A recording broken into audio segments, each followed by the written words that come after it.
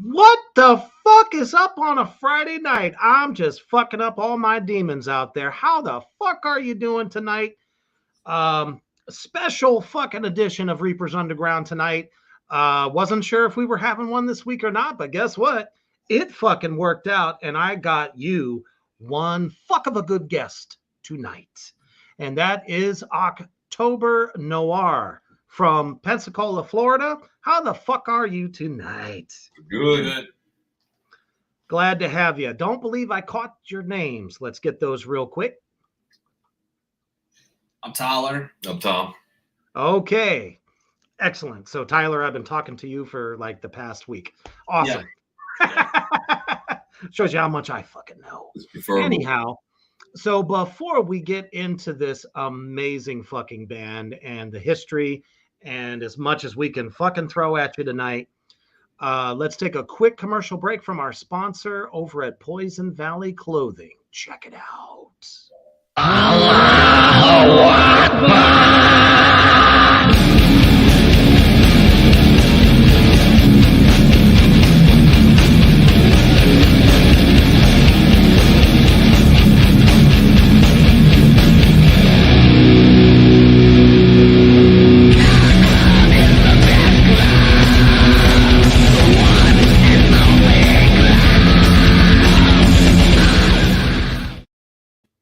That's right.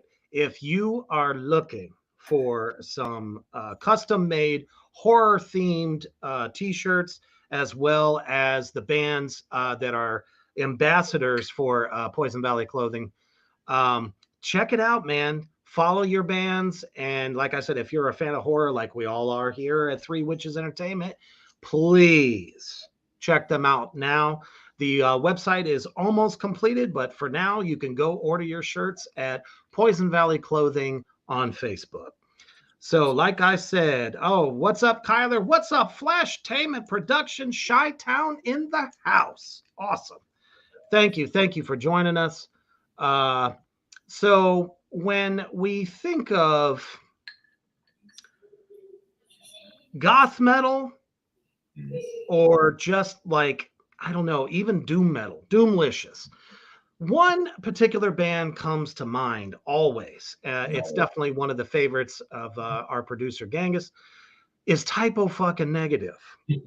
And it was actually my producer that introduced me to the awesome October Noir. I literally got fucking chills. Thank you. When I heard the first track. I can't remember exactly which one, but I've been listening to y'all all fucking day long. And every time I forget that it's a completely different fucking band. No, there's very noticeable differences between the two of us. We're worse for one. Oh, I don't know. I don't know about that, man. I swear you got the same wit that Peter Steele has always had in just about every fucking interview I've ever heard. That's awesome. No, I would not say worse at all. Not even close. So let me see here real quick. Kelly Johnson. Hey, thanks for joining us. I'm sure you all know her. Absolutely. Yeah, Miss Boston. Here we go. You know, I'm always going to be around. Plus, I love these guys. So thank you, Tyler, for being with us tonight. Nothing. Man, this is like, honestly. Profile picture of BDSM. Look at a BDSM photo. Whoosh. All right. So, man, let's just fucking get into it. How did you all get together? How did this all start? I understand you guys formed in 2016, or is Google full of shit? Well, no, it actually occurred in 2017. So 2016, I started gathering all the studio equipment. Okay.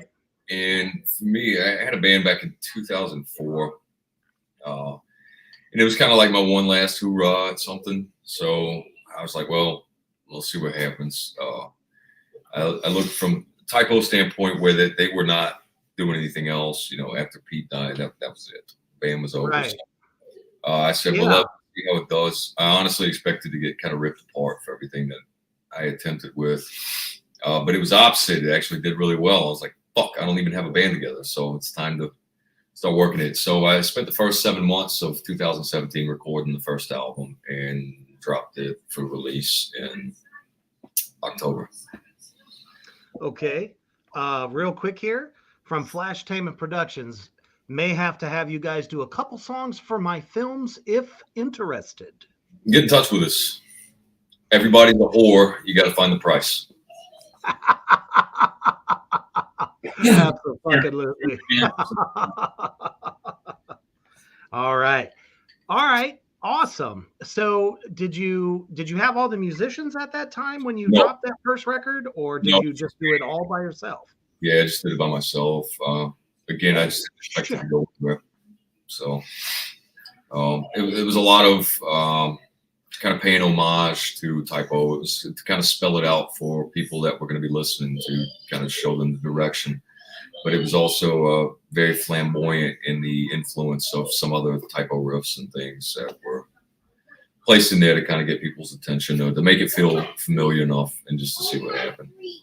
Well, and especially at that fucking time, after Peter died, it left fans just wanting more. They wanted much more. I was one of them, and I remember finding other people that were attempting Typo style songs, and it just did not have the impact. It was very lacking for me. Yeah, absolutely. I mean, there's been tribute fucking bands all over the place trying to do, and they don't come close.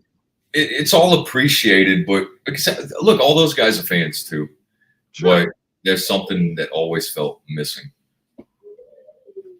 Absolutely. Now, was your first? Oh my goodness, what was the first record? It wasn't 13, was it? No, it was The Haunting and the Powerful. Thank you, producer, because I was trying to find the right date. And if anybody out there in Three Witches Land watching right now hasn't heard this record, go fucking check it out. No, that was immediately. It's a fantastic record, and I got to pull this up, but all the way down to the sound of the bass, even the sound of the lead guitar. I mean, it's there. Well, and it's almost, I don't know if this is like, blasphemy, but better, clearer, I wouldn't say it's better. It's very weird. A lot of the guitars that I was putting into it was actually more 80s influence. So it was a lot of chorus and a lot of lead parts. So it wasn't so much to try and take from or try and replicate the tones that Kenny technically used. But all of it changed. A very large pedal board. Yeah. But Pete's setup is a lot different. Mine's similar in some ways, but I also have my own kind of way of shaping the way I do things. But it's close. A lot of the techniques that I was using, I found out later after being in Paul Bento's studio that Pete did the same thing. So I thought, it was pretty cool. Oh man, absolutely. Let me pull you up here real quick. Sorry, I was running super fucking late today. Hold on. Yes, because I fucking suck. Anyway, man, let me get started here. When I heard your cover, and we're going to talk about a couple of these because you guys have done some excellent fucking cover songs as well. Thank you. But the one that stuck out to me the most was one that I heard when I was in fucking high school, which means I just dated myself. Let me guess it. Is it Wicked Game? One more time, I'm sorry. Is it Wicked Game? God damn it, yes. No, that's everybody's favorite from us. Oh, now wait a minute, because I'm going to get to the other one that fucking just threw me for the biggest loop ever and is officially my favorite cover version of this song. We'll get to that in a second, because that one hits me so hard at the fact that I was just a kid when the movie came out. So we'll get to that in a second. But yeah, man, Wicked Game by Chris Isaak. Holy shit. Was that more powerful than the original song. Obviously, the original song is very light, Yeah, but it's but still, vocally, melodically, very, very fucking good.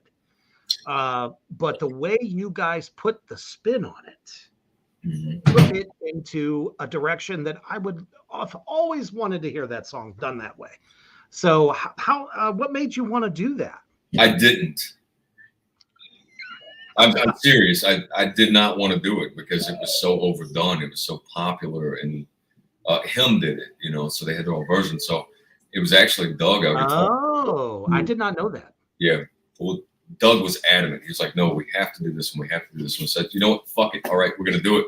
But I don't want it to be anywhere close to what the original was. However, I want it to also retain a lot of what the original there. So you knew it was that song, but also something different. Question from the Peanut Gallery. Jesus Christ, what is Tom drinking? Suntan. Myself, I am enjoying my usual go-to, which is Canada's finest black velvet. Cannabis. Nice. Cannabis. All right. So I'm kind of glad that you did this cover because, like I said, it's fucking top notch. It's heavy on Genghis, and I always talk about this on our other shows. There are multiple levels to heavy. So when you throw some fucking doom and goth in there, I know goth is kind of like an overused term, but it's synonymous with the style. It's not really overused. I think you're right about that. I mean, that's keyboards. That's the elements of the keyboards. If there's organs and fucking choir and bells, yeah, it's associated with more gothier things. Absolutely. Now that was released just as a single, or was that on one of your albums? No, that was just a single. The only cover that we've done for an album was "Sustain Us" from Danzig. Okay, absolutely. So let's take a look at that. And let's see here. I got to pull up the discography, The Haunting and the Powerful. Okay. So that first track, The Haunting, mm-hmm. What's the story? You were the first person to ask this question, actually. I feel wonderful. So it actually came from an ex-girlfriend that dealt with some demonic stuff. And the piano piece to that song was actually the piano piece playing in her house. However, she didn't own a piano. So, yeah, that's where all that stemmed from. We always say buyer beware. If you don't know what you're getting into, don't do it. Yeah, she was playing with a Ouija board. Oh, well, see, that's the fucking problem right there. See, Hasbro done fucked everything up many moons ago and said, this is a household fucking toy. Yeah. So go ahead, call it the spirits. And all of a sudden you get fucking ass spanked by a demon. It's very interesting time. Yeah, I would guess so. I mean, I'm a Satanist, so nothing fucking surprises me at all. I mean, I've seen it all, done it all, still doing it. But yeah, to the average person, that's a little heavy. Ouija boards. So yeah, I did kind of like detect, a little bit of occult in some of your songs. Mm-hmm. I was even kind of getting that vibe from Alpha Omega. And what was the other one? Vertebra Seraphim. If I said that right. So yeah, Alpha Omega was more of the balance of life, the good and evil. It was a rose on the left and chains on the right. So it's, your struggles with inner things to do the good things, or you struggle with the bad things. And then of course, the talk religion, Alpha Omega, beginning and end, whatever. But we're not really talking about religion per se. Yeah. We just call it the occult realm. As a matter of fact, in my former band, Black Tar Superstar, I did most of the lyric writing. It was a lot of like just more or less freedom of religion stuff, but it also kind of took some turns into some deeper stuff. But Yeah. I can definitely feel that in some of this. Yeah. Very well. So it's a great first effort. Yeah. I mean, I just did what I could. There's a lot to be said about. Well, right. Vertebrae. There's a lot to be said though about. I hate to call it, but in the last couple of years, maybe 3 years since 2020, there's been a rash of one-man bands. You know what I'm saying? It's easier. And some of them are either really good or it fucking sucks. Right. So the fact that you engineered this entire album is amazeballs. Yeah, well, I don't look at it that way. I have ears like anybody else, so I just try to follow that. I've learned a lot since then as far as the production side goes, and looking back now, I fucking hate it. As do we all. As far as the studio goes, whenever I'm doing a recording for somebody or whoever I'm playing with these days, coming soon. But anyway, it can be very nerve-wracking getting the right sound, especially I play drums, so getting the right fucking drum sound is the toughest part. Or should I say the engineer getting the right sound that I keep telling them to fucking do, but I can't get it. And they're going to hear things differently than what you're working with too, and what is in your head. So it's for sure. Yeah. Well, I mean, your vision was definitely realized on every single one of these tracks. I fucking love the record. So at what point did wait a minute. Tom went total Trent Reznor, Pretty Hate Machine. I love Trent Reznor. Love him or hate him, that record is still very near and dear to my heart as well. Fantastic album. I feel that. So at what point did you finally bring in the musicians that you were hoping to find? It was during the first album. We decided we were going to start playing shows in 2018, so we pulled everybody together to make it happen. And it was hold up. Yeah. Fucking adorable. You not gonna wave? You say hello? No. All right. No. Hi. Okay. She crashed it. All right, get out of here. Go. No, that's cool. I love it. I got 2 minions of my own. Oh yeah, man, it's fun. Oh, it's a lot of fun, especially when Daddy's live, and all of a sudden they go chip chip chip chip chip chip through the room. And I'm just like, and I just forgot what I was going to say. I love those moments. Yeah, it definitely happens. But what the fuck did you even ask me? About the live band coming out. Oh yeah. So 2018, we spent the first 6 months putting a show together to play our first show, which was in September of 2018. We did our first show. So, and from there we kept it going. And how did that first show go? Were there any highlights?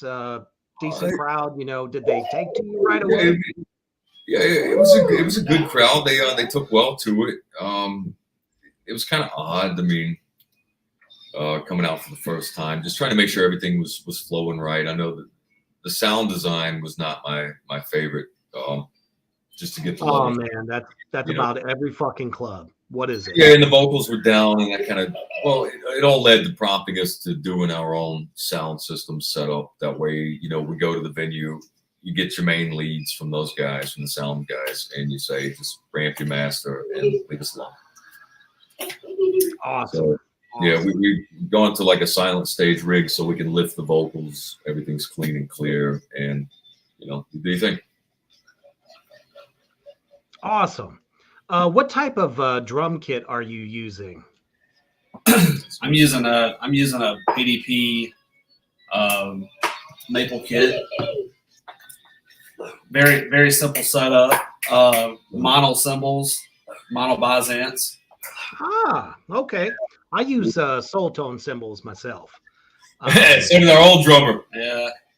I looked into Soul Tone, but I've got the Byzance, and it's really hard to beat. Oh, trust me. I mean, they are super high quality. I could almost hear it, actually, quite a bit on some of the later recordings. So I was just curious because I'm like, man, I know that sound. It's so tight. And I mean, are you a big Johnny Kelly fan? Yeah, I love Johnny Kelly. Just because he's so tight, man. He plays to the music, and that's a bit Absolutely. That's kind of what we do here. He's tight. I would love I'd love to kind of break off sometimes, but you just play to what the music calls for. Yeah, and especially in that type of like doom aesthetic, sometimes if we overplay, it just seems like, did it have to be there kind of thing? I think that's why I borderline on like blackened doom a little bit, because I use like a lot of double kick and stuff like that. Not to say that that didn't ever show up on a typo record, because a few times it did. It was like very sparingly, like on some of the faster, like carcass kind of stuff. But so yeah, most definitely. I love the sound. And are you using a 22 or a bigger bass drum? Just a 22. Man, you're getting a hell of a sound out of that. Yeah. Whoever did the producing there definitely captured it. That's hard to do on a 22. So see, man, I don't know what you're doing. May have to call you up sometime. Hey, I'm not sharing some knowledge. Nope, that's good because you can definitely tell that you've been honing your craft as far as that's concerned. One of the songs I wanted to ask you about is Windows. Mm-hmm. What is that one about? It is basically kind of being caught off guard through another woman, somebody that you can see the world looking into their eyes. So it's like a love song. That's kind of what I was getting from it. It's just, I don't know. I don't know how to, it's almost like a symphony in a way. It's like the right kind of, I don't know, the atmosphere, the way the keys work. Very heavily hard hitting, man. Yeah, it was heavily influenced from Def Leppard and The Cure. Nice. Now that is a real interesting mix there, which was actually leading to something else I was going to ask you about. Influences.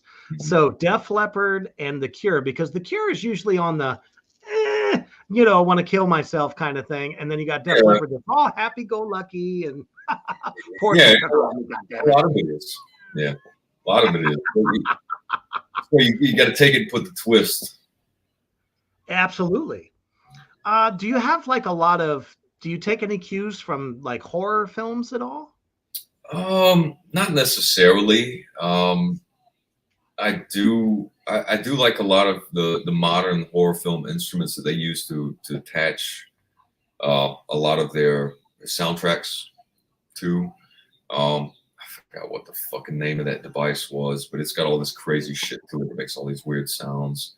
So there is a drive that's kind of from that, but it really all depends on what the particular emotion of the song is and what we're looking for. Okay, yes, yeah. I mean, just like some of the atmospheric stuff that surrounds some of the songs, I almost kind of got like a sense of, some of the not necessarily slasher films, but like something like The Collector, or something like that, where it's just like a lot of ethereal, like metal, kind of stuff, different sound, just because the tension and release that you got in most of your tunes are just fucking stellar. I think, it's not necessarily pulled from anything horror movie wise. I am a fan of horror movies or things of that nature. So it's probably just embedded somewhere that I don't even fucking realize I'm doing it. I like to experiment with instruments. I know Doug bought this guzheng, which is a Chinese 13-string almost like a guitar, and Nice. he's very fundamental in the way he messes with things. So he gets this instrument and he tunes it up, and we used it in "Cry Little Sister." Well, But we're gonna get to that. yeah, he was like blinking around on it, and I'm like, Doug, what are you doing? Give me that fucking violin bow right there. Watch this. So we just start making weird shit with it, and we find somewhere to put it in. Man, way more creative than most doom bands, because when we think of doom bands, we think of like a lot of fuzz, real slow tempos, just very, I guess you could almost kind of say psychedelic, but Yeah. this brand of doom has always been one of my favorites since the very first fucking time I saw Black Number One video back in 90 something. I was still in high school at that point, dating myself again. Hello. But still, it's like there has never been another band to do anything quite like that. So That's the kind of fact that, you've kind of picked up, in my opinion, probably others out there as well in Three Witches Land that are very familiar with your music, where they left off. Well, I don't see it. Sound-wise.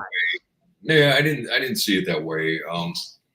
For me, it was when I had my band in 2004, there were no keyboards, there were no real big elements to it that would necessarily provide what people would latch onto as like a typo negative thing. But when I would sing, which I sang and played guitar, but when I would sing, the voice is there. I can't fucking change it. So I remember, some shows that we did during those days. They were like, "Oh my God, you sound like Pete," and I'm like, "Well, all right." What do you want me to do with it? So yeah, it was different. It was doomier, but there was no keyboards. Like I said, there was just. You don't always have to have the keys to be doomy. You know what I mean? No, yeah. A lot of it's the riffing, guitar riffs. Very, yes. Yeah. A lot of like the drones. Yeah, but I moved the bass because it was easier to sing with. So I figured if we're gonna do this live stuff and put a band together, this is what I'm gonna have to pick up in order to make it happen. And I always say that's why Tom Araya picked up the bass, because I don't think he could ever play guitar doing, what's yeah. It's much well. It gives more focus. Like if you're too focused on what you're having to do on guitar or another instrument, you're gonna lose. Something's got to sacrifice. So I figured I can, but you can dump down the bass lines and focus on your vocals to keep everything strong there, and it'll be a better. But your bass lines are still fucking nice and just very flowing rhythmically. Like I said, the tone especially is just sick as hell. I've always said, guys like Mustaine and Hetfield, I don't know how the fuck they do it. Now, don't get me wrong, not a big Metallica fan, love Megadeth, but still, I can appreciate the fact. Yeah, but if you watch closely, what's happening is they're covering the rhythm section. So yeah, they give the leads off to Kirk Hammett or somebody else. That's in the band. That's what's happening.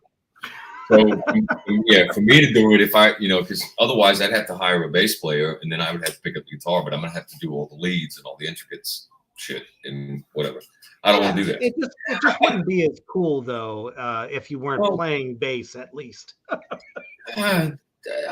Personally, I don't see it that way. Personally, I just think it's able to push my vocals to a better standard so it sounds better live, because the people are listening. You fuck up on vocals and you're done. That's for sure. Yeah. Now, do you have anyone doing backups with you at all, or? No, we did the first iteration of the guys that we brought in. I had another guy doing backups. Everything now that we do for any kind of vocal fluff is backtracked. So if we want to thicken it, or there's the higher notes that I don't want to personally, like the song "Burn," it will fucking annoy me vocally if I try and run through it. I've tried it before. I've done it before. And it's just, it's way too strenuous. So I'll backtrack that section of it and let it be. Understandable. We got another question for you. Do you guys use 5 strings? I think you meant to say string, not sting. Yeah. 5 string or 4 string bass?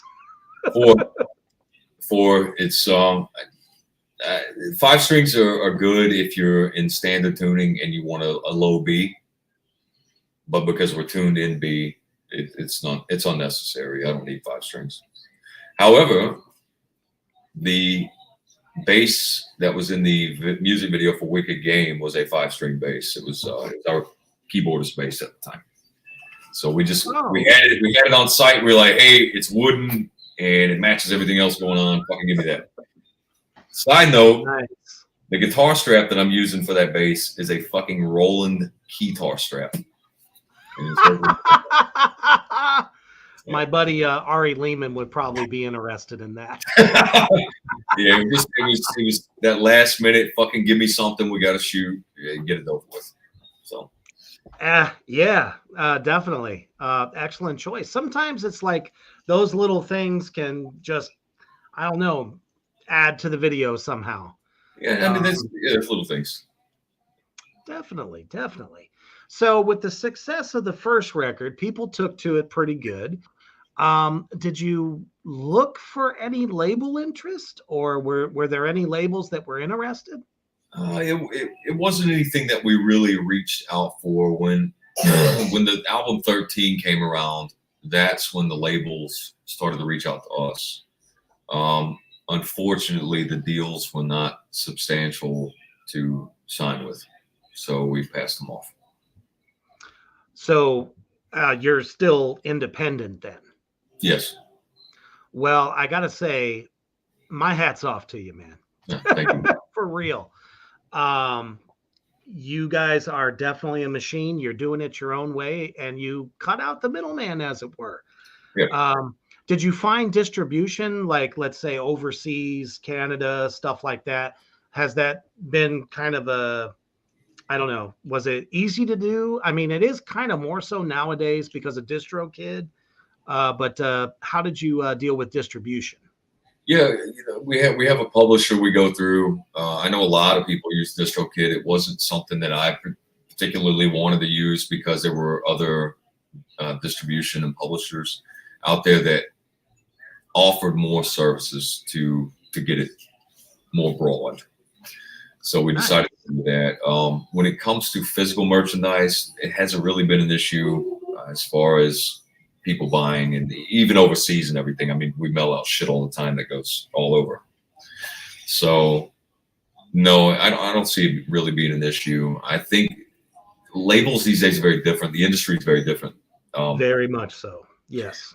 But I think the importance of labels is more push and advertisement, and they will back you. If you're with the right label, they'll financially back you to feed you out and make more and generate more. I think that's the importance of a label, but I don't think it's necessary because of technology these days. A lot of us pretty much figured that part out back in 2020 when COVID hit.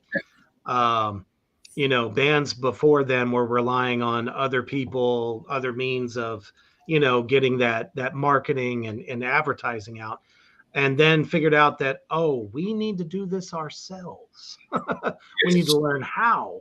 Yeah. And that's when like Instagram blew up as far as that was concerned.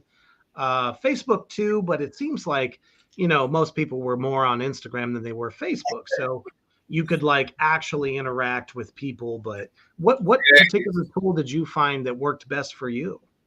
Facebook has honestly worked best for us. We have our following is way bigger on Facebook than it is on Instagram and stuff. Now, Instagram for us is more of like a photo dump spot. So, which is nice. Kind of okay. That's kind of set up. Facebook offers a lot more options to do things and spread word. However, the algorithms these days are fucking everyone. And yeah. Trust me, we know. So, quite frankly, I don't like any of them. You know me, man. I'm like fucking brick and mortar style. Like, I remember going, neighborhood to neighborhood, tacking flyers on fucking, light poles and shit like that to get the name out. Yeah, Yeah, I mean that's how you did it back in the day, though. That was your local way of handling it. Because of these platforms, that it made it nice, but they've also fucked everyone. So they've kind of force fed everyone into paying for advertisement. Is what's happened. Even people that follow your page, if they're not interacting and engaging with your page, your shit starts getting buried, even though that's a follower. But they generally won't put it in their feed because they're not engaging with it.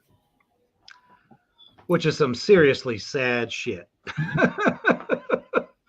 Trust me. I don't know. I wish we didn't have to do that, but it's like almost essential. But look at you guys, though. You're going strong. Well, you're not under the guise of a label. So for bands that might be watching, or maybe some people that are in a band, you can do this shit on your own. You just have to have the drive, the patience, and just, fucking get in the trenches. And that's what you guys are doing. And it's working big time. Yeah, I don't know. I've always said success is measured by how fat your fucking wallet is. So we're pretty broke. Therefore, we're not very successful. Well, we are considered starving artists for a reason. I've seen it on every side, the modeling side, the podcasting side, and especially the band side. I mean, I've been doing this 25 plus and still doing it just because we love the art. Well, that's it. And, because of everything these days, because of social media and whatever platforms, it's easier to just say, oh, I'm this. She wants to see your dick. No. I don't know. Is there some OnlyFans in your future? Yeah, it needs to be. I tried to start one. It's just me with Paul looking at me sexually as I eat a banana. I don't know if people are going to pick that. Do you have a banana handy? Maybe our viewers out there can see that. It looks like a banana. Yeah. If I got to start peeling it, something's wrong and needs to go to the doctor. Either I don't know. That might be the highest Reaper's Underground of all time. That's awesome. Oh shit! Kyler says, "Wait, I'll grab a banana." There we go. That's hilarious. I know your tricks. Right. Again, so we're coming up to the next segment of the show, but real quick, I want to make sure that we take a quick commercial break to our amazing sponsor over at DezeasCreepShop.com.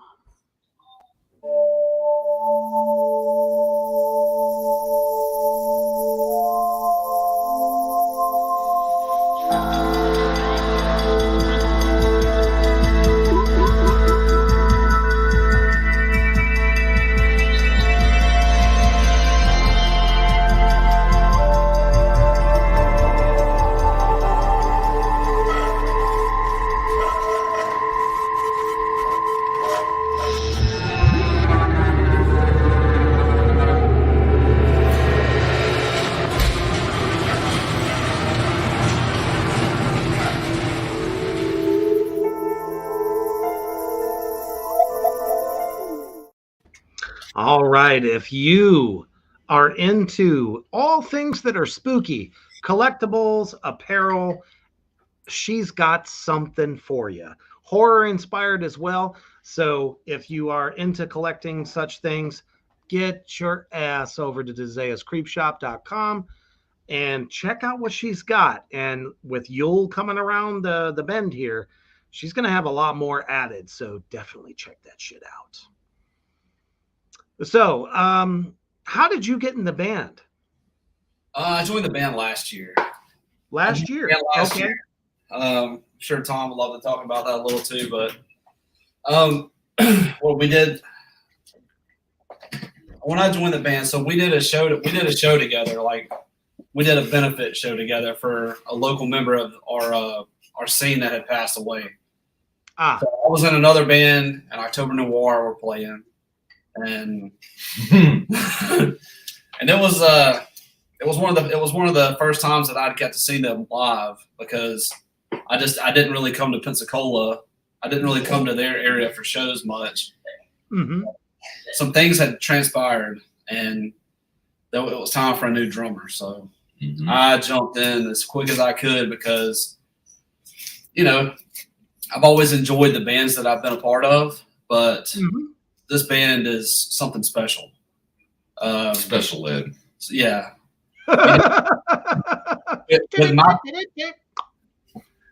With my favorite music and my favorite bands, this is always the music that I wanted to play, and to get in with. Yes, I will now refer to you as the Gothic Cowboy. Do that. You can't get me there for sure. Yeah. Now, but it could be similar to the Brokeback Mountain Cowboy, so we got to be careful.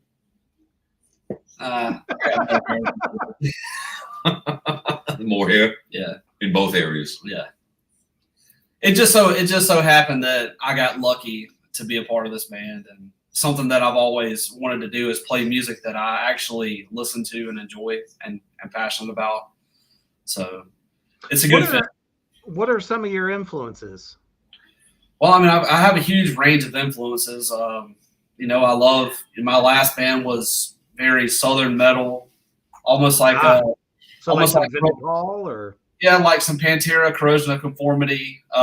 Yes, yeah, definitely heavily influenced by that. And me on the drums, I tried to bring the sludge, kind of like if you were listening to Crowbar or Down.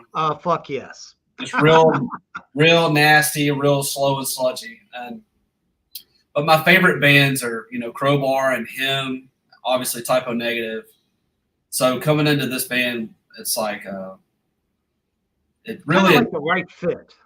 Yeah. It was really inspiring to me to be able to actually contribute to the music that I've always really loved. So it's a good thing. And that's awesome. So, and it's, Johnny Kelly also himself, I mean, he's been in so many different bands. I've seen him play with Danzig. I've seen him play, I think he was a member of Quiet Riot for a little bit. I mean, he's kind of like been all over the place. He even filled in for the Misfits when they did the OG Misfits. So it's good to bring that versatility. And the way you're doing it, man, I mean, sick, flawless, groovy.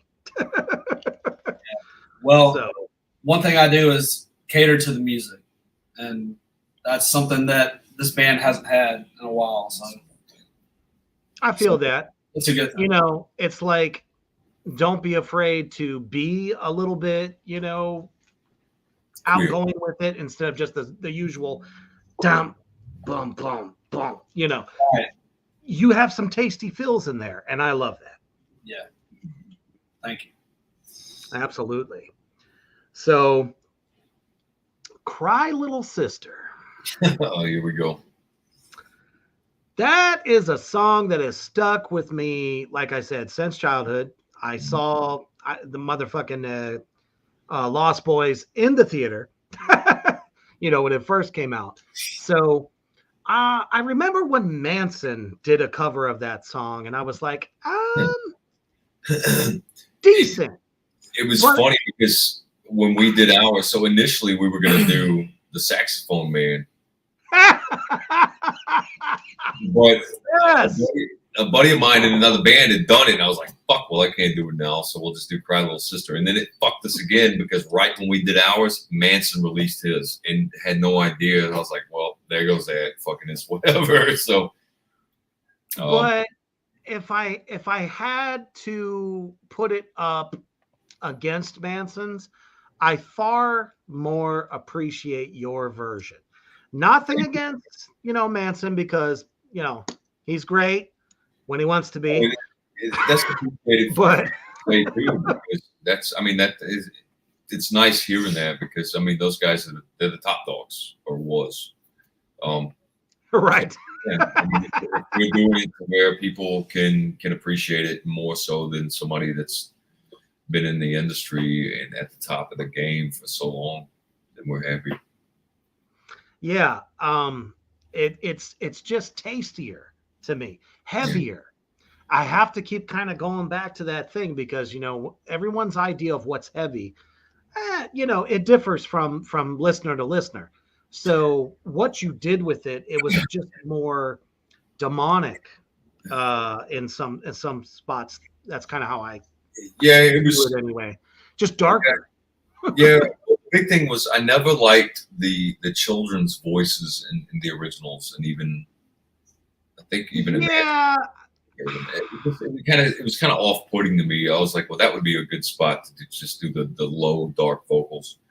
But yeah, it wasn't as pushy and punched as most of our stuff, and I kind of like that airiness for it to breathe and just seep, and then bust as where needed. So Yeah, I mean, I think it totally paid homage to the original, but took it into a place where, for the 80s, it might have seemed, dark and whatever, but that's because back then, children's choirs and all that stuff was always looked at as evil. yeah, So, I can see that. considering the subject matter, I, this I, took it to another level. And that's, I don't know. If you haven't checked it out, go to Spotify right now and listen to it. Actually, listen to everything. As a matter of fact, I believe we have a video clip. Brother Gangus, which one do we have?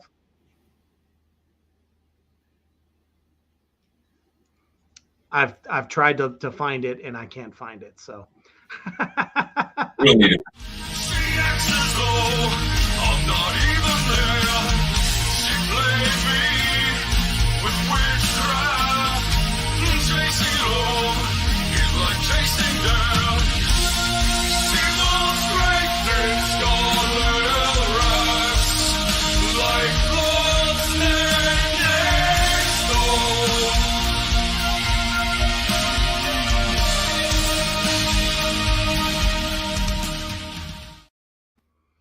So I wanted to make sure it's not something we're always able to do because Facebook likes to ping us for playing stuff. But I wanted to make sure that we got a clip in there from one of your videos, and that's kind of the next thing we're going to get into.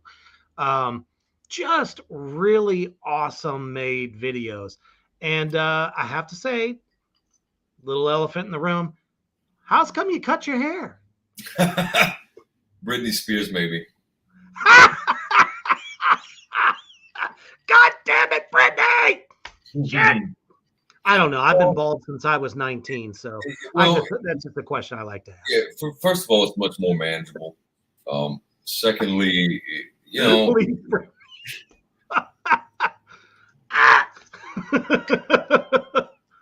it's just I understand. Yeah, it's just more manageable. I mean, the thing is I can't even fucking walk without somebody saying that I'm trying to walk like Peter Steele. So it helped in that sense where it's like, okay, that's not what this is about, and I don't give a fuck about the hair. I'm getting older, so if I start balding it, maybe I'm in a good spot. Yeah. So do you get that a lot? What? People comparing you to Peter Steele? Yeah, well, not a lot, but it's enough to where it's annoying. More than you would imagine. Yeah.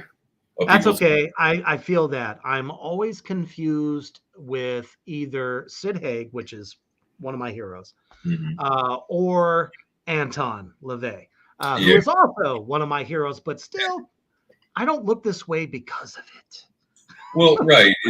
And that was my thing. It's like I had long hair. I didn't dye my hair black. My hair is dark brown. Oh, thank goodness. Yeah. It wasn't something that I was pushing for. To me, it was okay.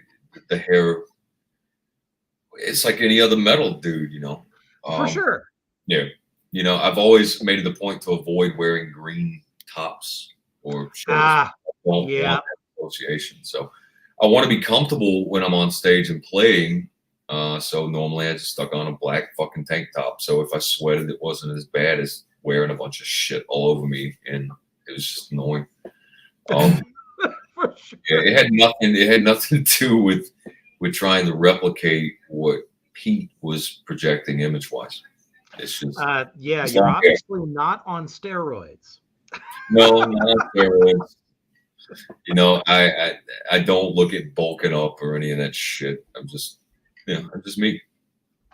I think it was the late great Peter that said, we don't want to look like all the fat, overweight, don't care about their bodies kind of normal rocker. So that's why he decided to bulk up in the first place. Yeah, I mean, there is a level of, hey, you know, you want to look presentable to people, and what is kind of naturally there. You know, people talk about fat shaming and shit like that, but I mean, it's the industry, and that's what they look for. That's what they go after.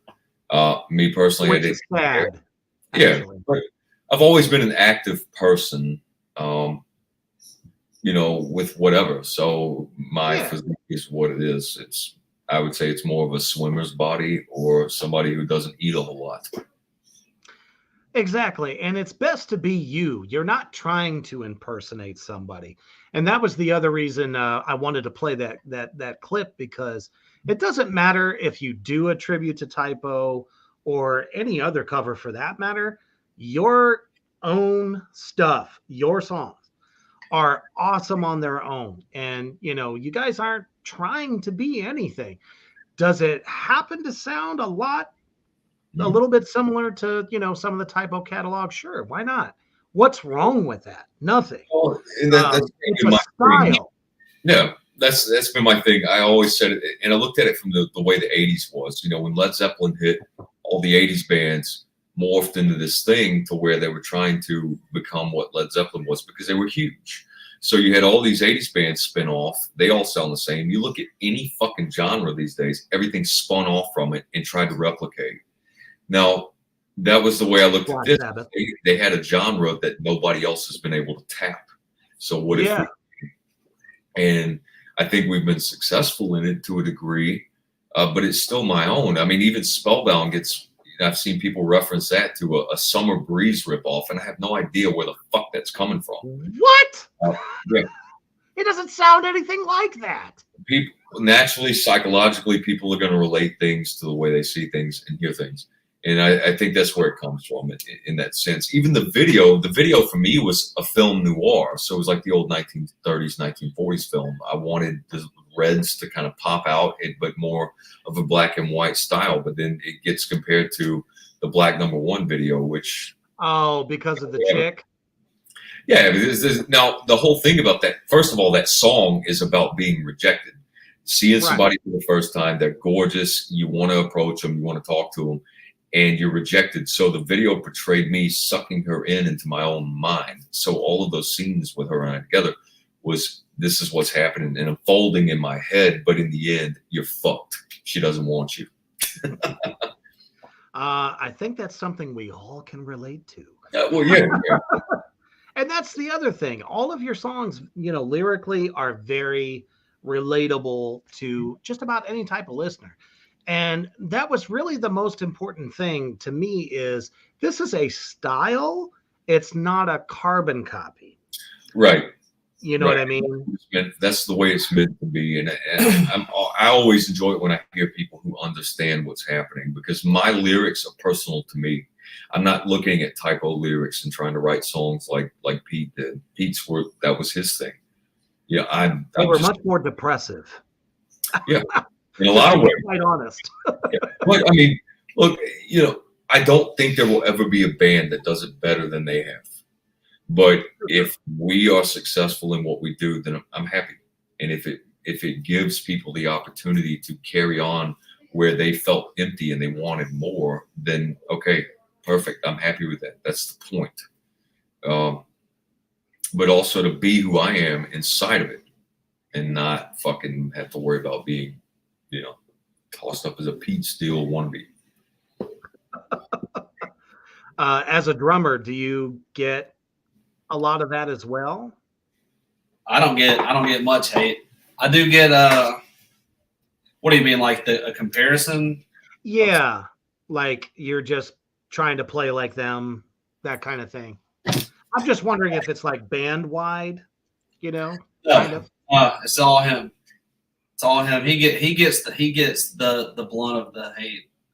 But I mean, if I Now, is this by fans or by critics? Well, would you say it's critics that they over time they morph into fans. Now, see, I think if more people would look past that and just listen to the songs, sure, does it, resemble a little bit? Sure. I mean, it's undeniable. But what band doesn't sound similar to their influences? Well, I think of a band like 69 Eyes or Him. Yeah. They don't get any hate for the things that they do. Some people poke fun at them, but they've also been around for 25, 30, 25 years or so. Whereas his voice just sounds so much like our music sounds a lot like it's in that realm, and I think it hits a nerve with a lot of people where Typo is a sacred cow, and it's too close. Maybe it's always, but typically the people that say the most come back to be a fan of it. Yeah, I think so. I think that's that inner thing of why they fell in love with the other band all over again, just in a different way. Because it's a style, it's a sound. We did a song called Beautiful, which not only paid honor to the band, it also talked shit to those who want to talk shit. But it was designed with capitalism in mind, and that was if someone is going to talk shit, we're going to share the link with you, and we encourage everyone else to do the same, so we can talk shit to that person while we get paid for them to listen to it. So I couldn't think of a better way to do that, to be quite honest. If you want to talk, look, and it really doesn't bother me. I don't give a fuck, man. We do what we do. I don't care. Yeah, we're quite a bit past all that. It's awesome. If anything, it's humorous, as it should be. Yeah. I mean, there's plenty of people that appreciate what we're doing, that want to see us succeed. Peter Steele's sister herself is she's on the page with us. She understands. Really? Okay. Yeah. Close friend, Paul Bento, close friends of Pete. Like I said, I was in his studio doing the third album. That guy engineered and produced our third album. One of Pete's best friends. Wow. None of these guys have anything negative to say about us. They have all things positive. And we are there to pay honor to it in its degrees. We're not here to try and say we're better. That band will never be again. If Typo Negative wanted to reform and came to me and said, hey, we want you to do this, I would tell them no. I would not do it justice. Period. I wouldn't do it. I don't know. That would be scary as fuck. I wouldn't do it. You know what I mean? Yeah, I wouldn't do it. You look at what happened to Pantera when they said they were doing a reunion. Yeah. And there's only two guys from the original band. So, right. Yeah, that would be. And you know what? I wish them the best if it does happen that way. I think it's going to be very different, and they understand that. But I also understand the same, and understand that I will never fill the shoes that man has produced and what he did and what he's cultivated. So I'm not going to attempt. Don't ask me. For sure. I wouldn't. You know what I mean? Because you guys are your own entity. For sure. That's the way I try to view it. So. Yeah, and our new material the new material that we're writing an album right now, and the new material that's coming out it still has that feeling, but it's a million miles away from say 13 or the 100. Well, again, the first album was done purposely with the head nods to Typo, those pull riffs, things that were very similar into what Typo did to establish. The second album, I tried to get away from it. A lot of the fan base wanted to see more of it, so we included some little things here and there. Her Dark Embrace was done to piss off the type of negative fan base that would not listen. They would not click a link, and it really fucking made them mad. So it worked. Publicity is publicity, and it brought the fan base in. People are out there right now talking shit about us. That's bringing us more fans. So thank you. Yeah. It's true what they say. You're the haters. They just make us all, more popular. Yeah, talk is talk. It doesn't matter if it's bad or good. Most people that have come through have said, "Hey, somebody was talking shit about you. I checked you out and loved you guys." Yeah, it happens. But at the same time, coming into the third album, it was to get away from any of those head nods and pulls. I mean, it's established now, so there's no point in going that route. Right. And most of the people that do talk shit don't even play a fucking instrument. No, you'd be surprised how many I've seen, and then you go and you scope their shit out. You see the bands they're in, and it's fucking the worst crap you'll ever listen to. Exactly. You can't chalk it up to being some of the most disastrous basement dwellers you've ever seen in your life, to people that are just jealous or they don't want to see. That's really what it comes down to. They wish they could be doing what you're doing. And you guys are about to be on tour, or are you currently touring? No, not currently. I mean, we've got a show next weekend, and that's really where I'm at. I don't like the industry side, so I'm fine being in the studio. We're currently working on the newest album right now, which will be out next year. Awesome. Yeah, I'm happy with that. I'm fine with that. You're definitely going to have to make sure you give us updates, because we need to, push the hell out of it. Definitely would love to have you guys back on again too, to promote it, because just from what I've seen, just a multitude of different people in the comment section love your stuff. Kyler is one of our longtime listeners, and he discovered you guys last year. I saw that comment a little bit earlier, and that's just awesome. Really, really awesome to see. It is. We really appreciate everyone, especially those we see those who are really following us, who are interacting with the posts, who they have stuff to say, they have other people to tell about it and spread it and get it around. When this started, I had to advertise it all myself and push it, and it finally developed into a point where I don't have to anymore. Everybody else is carrying the word for me. And man, you have no idea the gratitude we have towards people like that, because it's priceless.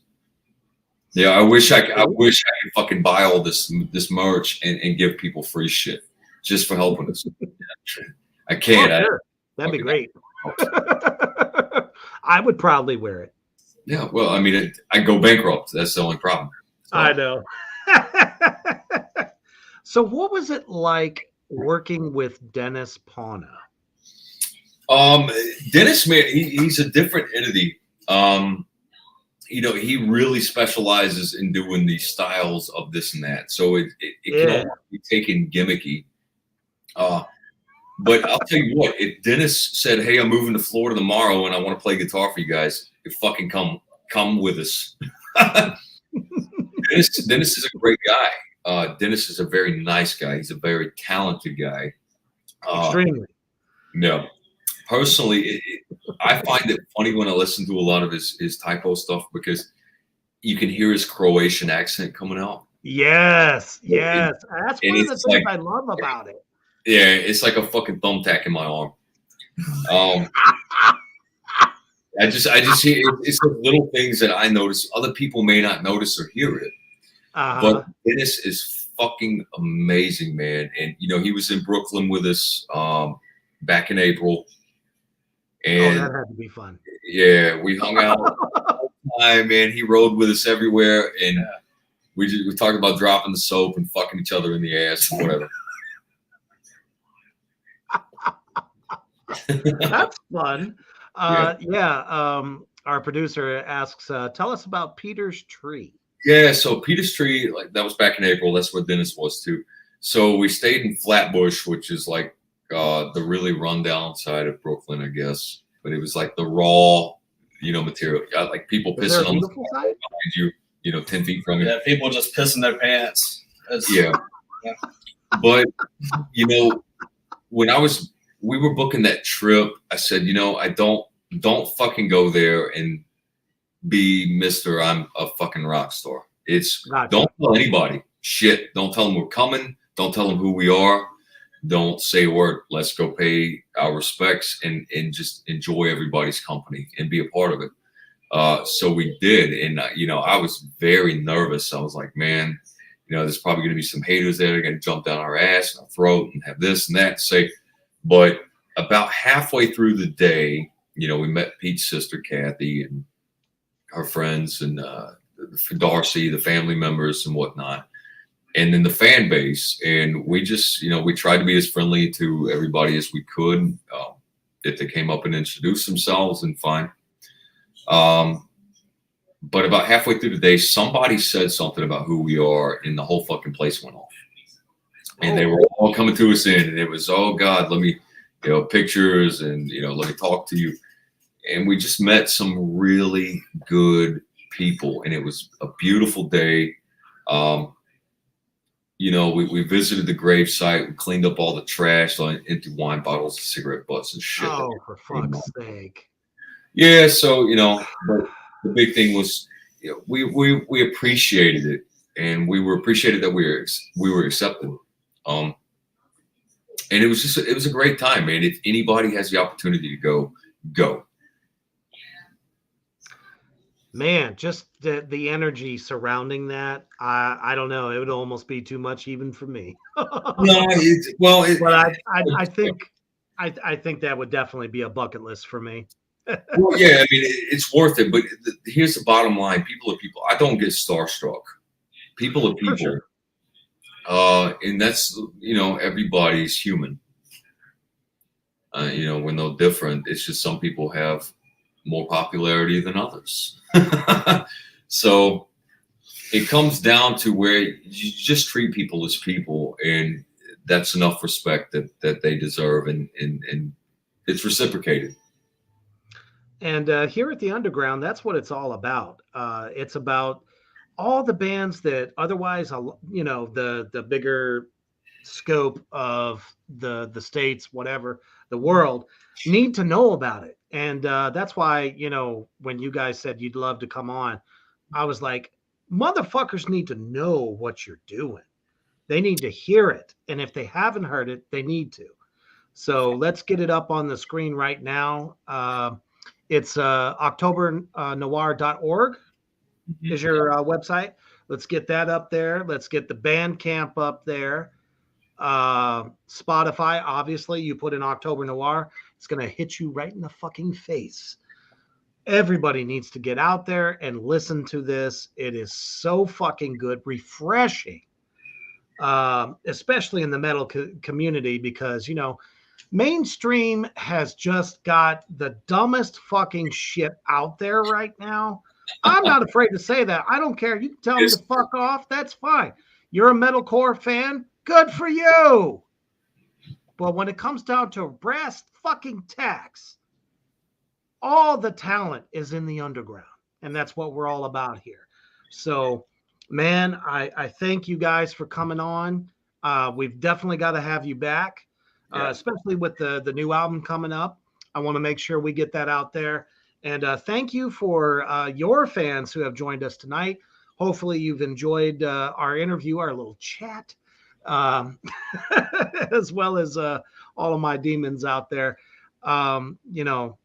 What do you want to say to any new fans that you've made tonight? If there is anybody out there, thank you.